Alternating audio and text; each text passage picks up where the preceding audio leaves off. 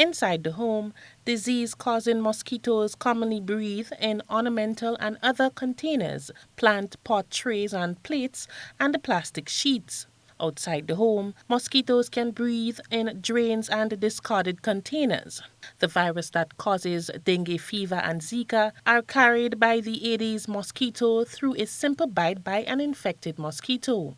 It is easily identified by the distinctive black and white stripes on its body and prefers to breed in clean, stagnant water, easily found in our homes. Senior officer in the Vector Control Unit, Kenny James, is calling on Grenadians to keep their surroundings clean in order to keep down the mosquito population and prevent the spread of mosquito-borne diseases. In Grenada here, we have noticed a lot of persons storing water in barrels and so on. And we describe these barrels as essential containers because in some areas you would have water shortages and people will have to store the water.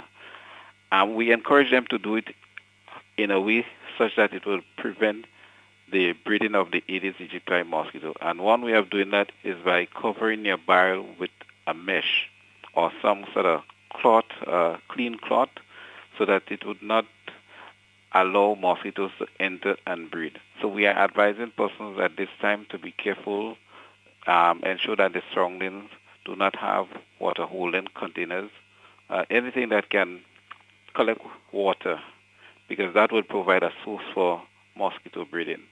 James explains that when trying to destroy Aedes mosquitoes, particularly in mangrove and environmental protected areas, which are breeding sites for Aedes mosquitoes, his team uses measures that will not be harmful to the area. So what we do, we introduce fishes, or what we describe as biological control, like the guppies and so forth, the fishes that you find in the drains, especially in Tantin area. There's a lot of fishes in those drains. We introduce these fishes into those water bodies as mangrove swamps and so forth.